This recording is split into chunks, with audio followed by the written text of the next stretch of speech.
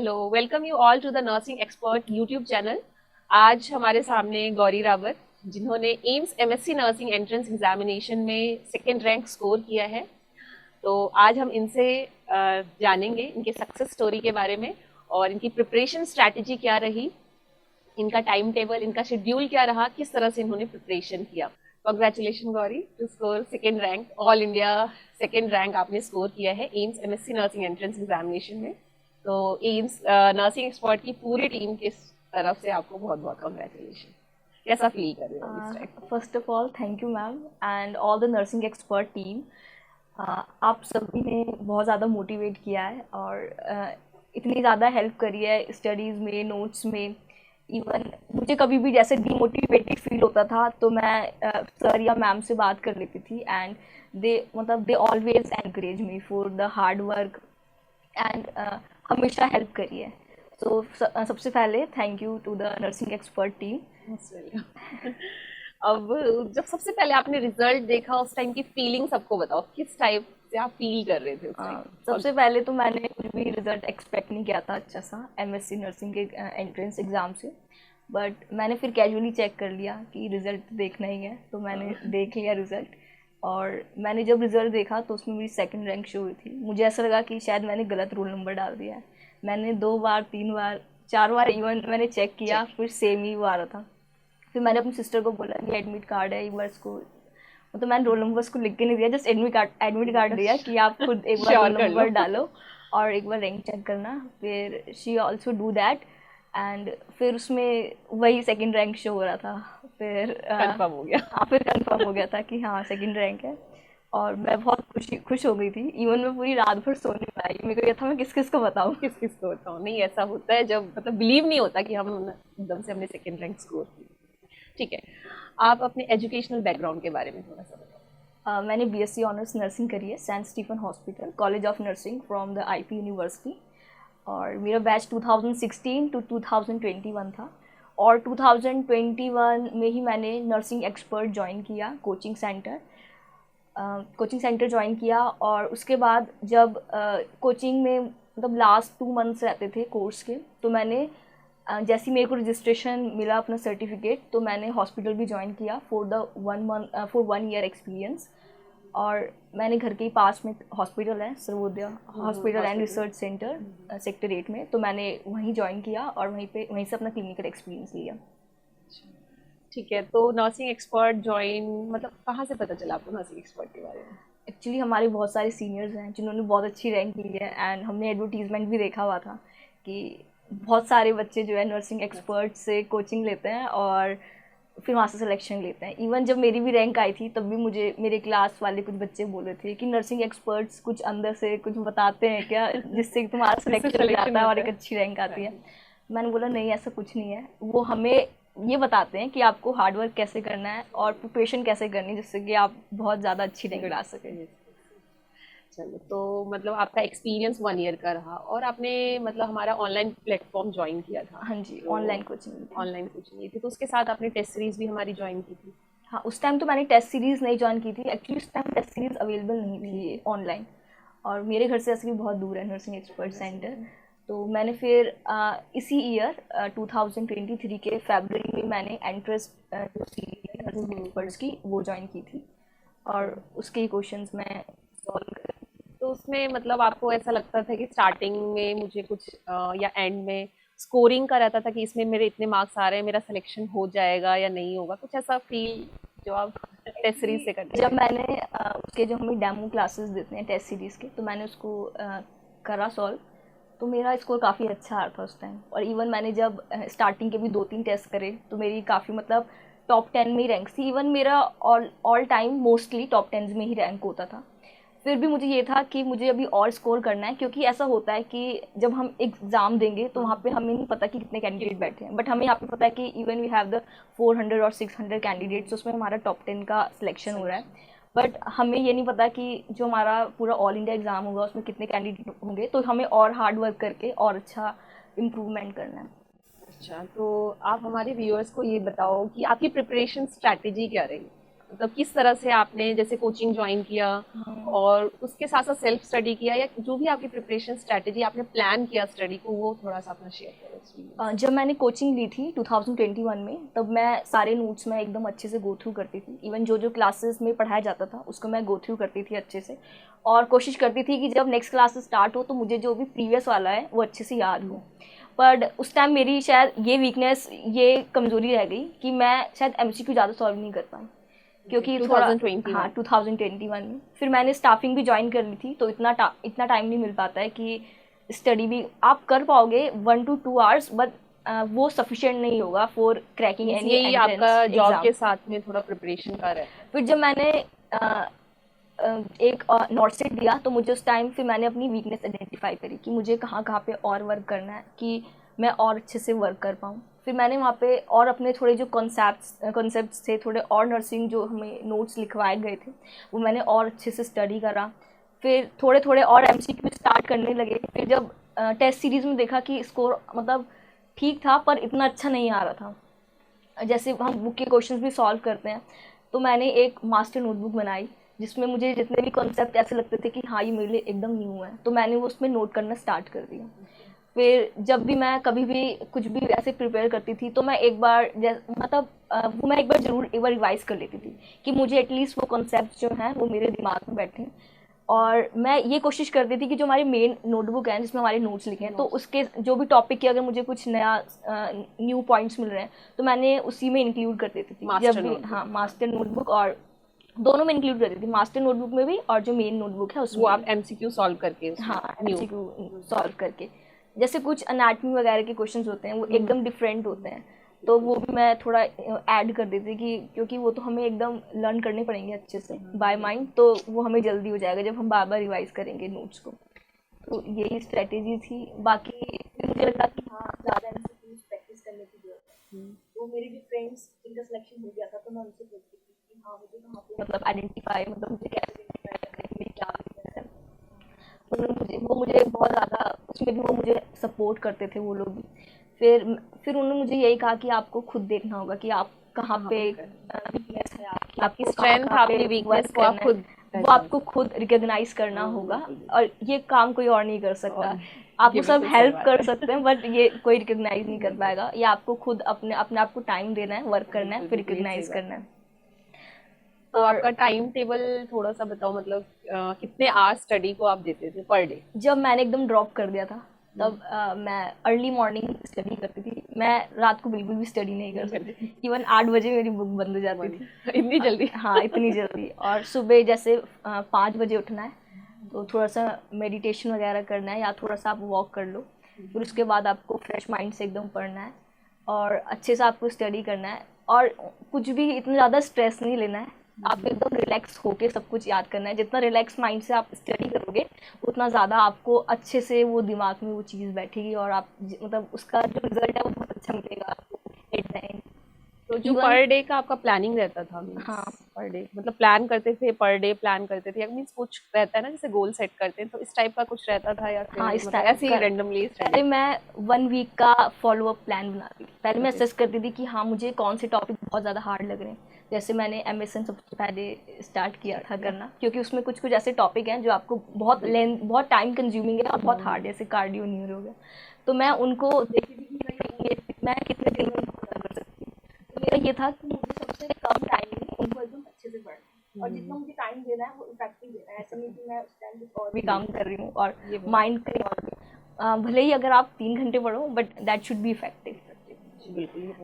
फिर मैंने जैसे मैं शेड्यूल अपना डिस्ट्रीब्यूट कर लेती थी कि हमको एक दिन में जैसे कार्डियो भी करना है, उसके 500 क्वेश्चन तो एटलीस्ट करने ही करने हैं, और इट इज़ गुड अगर 500 से आप ज़्यादा कर सको।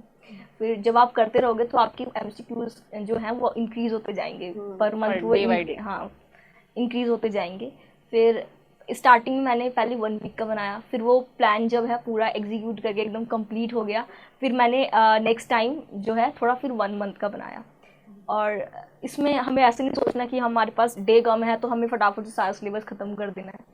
आपको मतलब अपनी स्ट्रेंथ के अकॉर्डिंग ही चलना है, ऐसे नहीं कि फिर कुछ नहीं होगा, बहुत ज़्यादा प्लान कर लिया और उसे कुछ नहीं हो पाया, फिर वो जस्ट टाइम वेस्ट हो जाएगा आपका। तो यही स्ट्रेटजी। तो रिवीजन के लिए स्ट्रैटेजी आपने, जैसे आपका कोर्स कंप्लीट हुआ, कब आपका बैच कंप्लीट हो गया? जैसे सक्षम बैच आपने नर्सिंग एक्सपर्ट से ज्वाइन किया था, तो ये आप बताओ ये आपका कब कंप्लीट हुआ, और कंप्लीट होने के बाद क्या प्लान रहा, और उसके साथ साथ आप जैसे कितने आवर्स देते थे आप ऑनलाइन में, वो उसके साथ आप कैसे सेल्फ स्टडी करते ड्यूरिंग कोचिंग 5 आवर्स की हमारी कोर्स होता था, 5 आवर्स की हमारी कोचिंग होती थी। थे?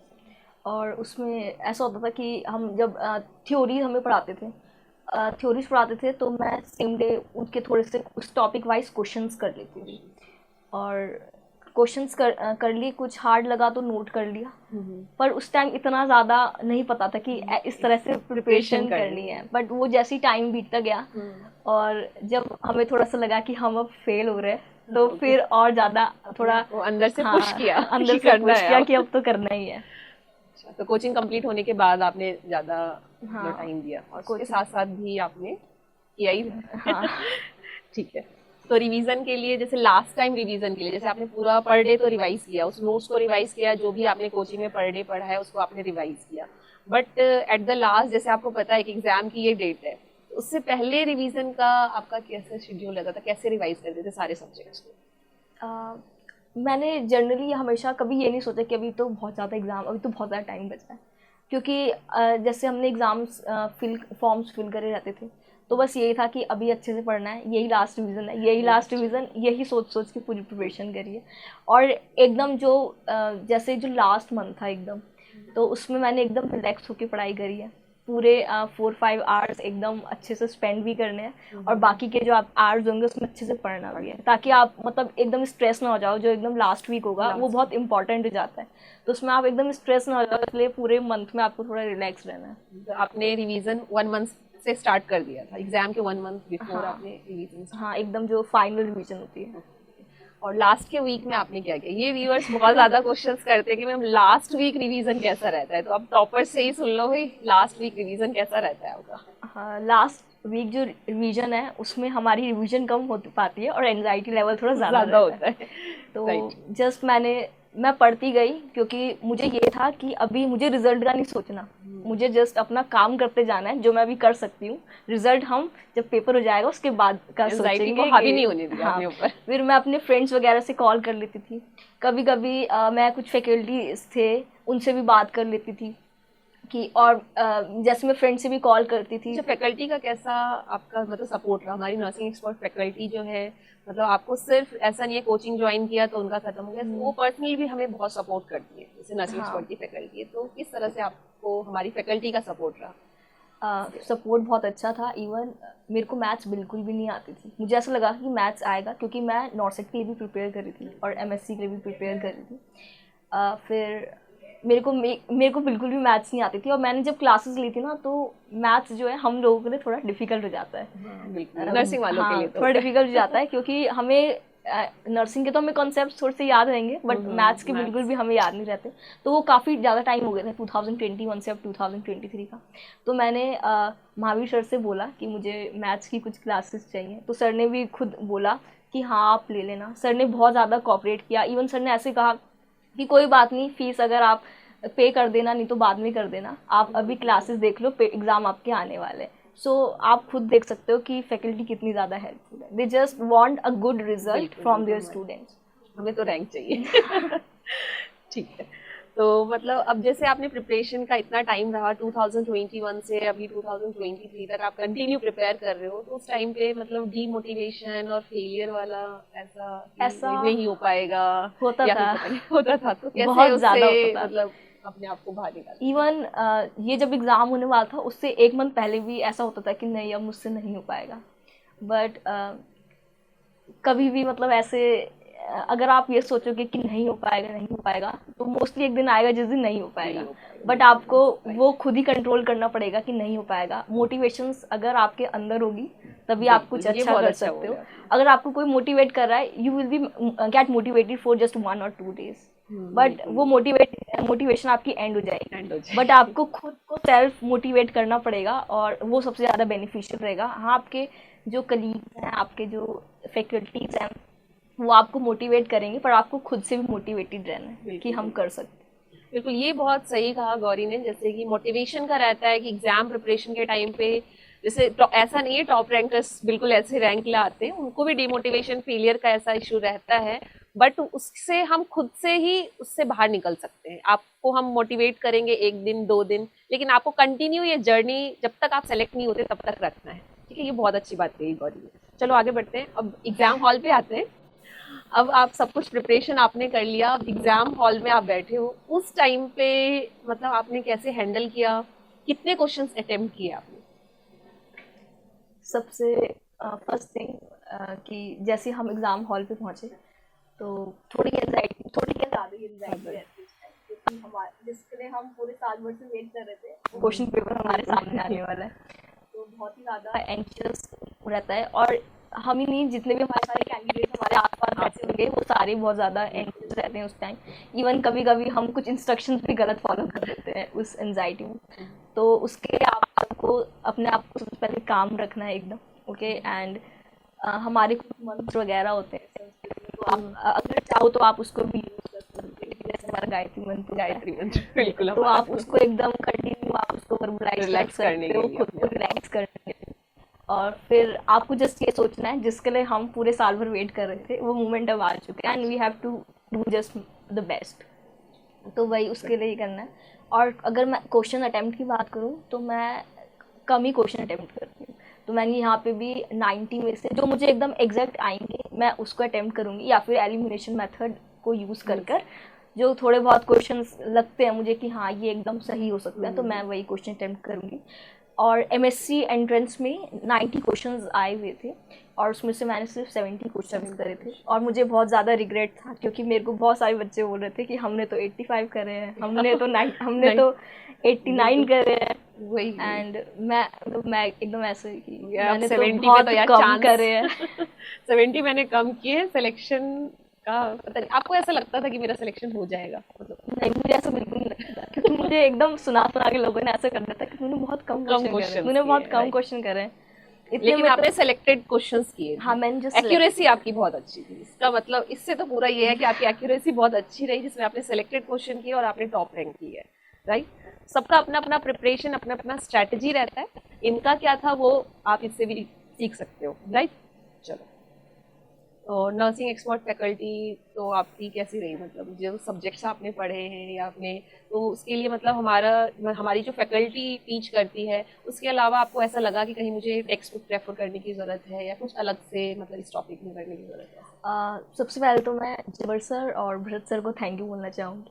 दे are the very special faculty of nursing yes, expert. And सबसे ज़्यादा मुझे हेल्पफुल लगते हैं वो लोग, और बहुत अच्छा पढ़ाते हैं। मतलब इवन अगर उनकी कुछ भी उनकी सेंटेंस सुन लो उनका बोला हुआ तो वो तो फटाफट हमेशा से याद याद हो हो जाता जाता है, है।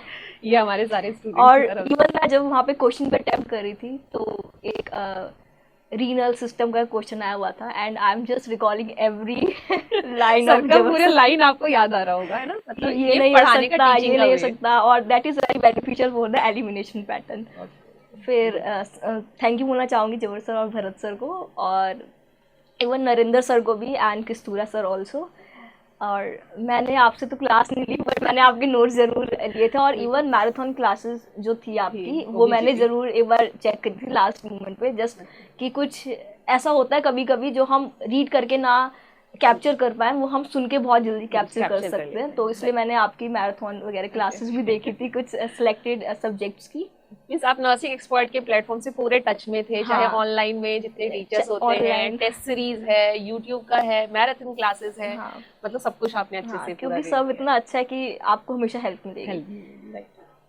ठीक है, तो अब हमने हमारे जितने भी नर्सिंग के मतलब एस्पिरेंट्स हैं जो नॉर्सेट के लिए प्रिपेयर कर रहे हैं, जिनका एमएससी नर्सिंग है, वो भी टॉप रैंक लेना चाहते हैं, मीन्स इवन वो सेलेक्ट होना चाहते हैं कि सिलेक्शन हो जाए बस, तो उनके लिए आपकी तरफ से क्या मतलब एडवाइस रहेगा, क्या उन्हें आप गाइड करना चाहोगे, वो आप इनको बताओ। सबसे पहले just trust yourself and trust the process. और दूसरी चीज़, if you are getting demotivated just know कि why are you doing this. You have to understand the cause of everything. If you are not ready to work hard, what can be the consequences of that? And if you are want to get something seeds, you have to do work hard. And And second thing, you should be aware of your weakness and strength. If you work on your weakness, you will definitely get a good rank. तो ये बहुत अच्छा बताया आपने। तो देखा आपने जैसे सेकंड रैंक स्कोर किया है गौरी ने, इनकी प्रिपरेशन स्ट्रैटेजी, मतलब यहाँ ये सुन के बिल्कुल ऐसा लगता है कि कहीं ना कहीं आपको कंटिन्यूटी मेंटेन करनी चाहिए। आपको बीच में अगर आपने ब्रेक किया तो स्टडी को कहीं ना कहीं स्टार्ट करने में आपको बहुत ज़्यादा मेहनत लगेगी, और एक अच्छा गाइडेंस भी बहुत ज़्यादा ज़रूरी होता है, जैसा कि गौरी को मिला है स्टार्टिंग से। जब उन्होंने पास आउट किया तब से उनको गाइडेंस बहुत अच्छा रहा है हमारे नर्सिंग एक्सपर्ट फैकल्टी की तरफ से। मतलब आपको हर तरह से, चाहे वो नोट्स हो या फिर ऑनलाइन में कोई मतलब डिफिकल्टी, किसी सब्जेक्ट में कोई प्रॉब्लम हो, वो हमारी तरफ से हर स्टूडेंट को ये सपोर्ट रहता है। लेकिन वो स्टूडेंट का एफर्ट्स होता है, जो वो पढ़ाई करके, हम तो सब कुछ प्रोवाइड करते हैं लेकिन स्टूडेंट का एफर्ट सबसे ज़्यादा मेन रोल प्ले करता है। तो मैं आप सबको भी बोलना चाहूँगी कि आपका एफर्ट्स जो होना चाहिए वो बहुत अच्छा होना चाहिए, पॉजिटिव माइंडसेट होना चाहिए। ये नहीं नेगेटिव थॉट्स अगर आते हैं तो भी उसे हैंडल करना है, जैसे कि गौरी ने किया है।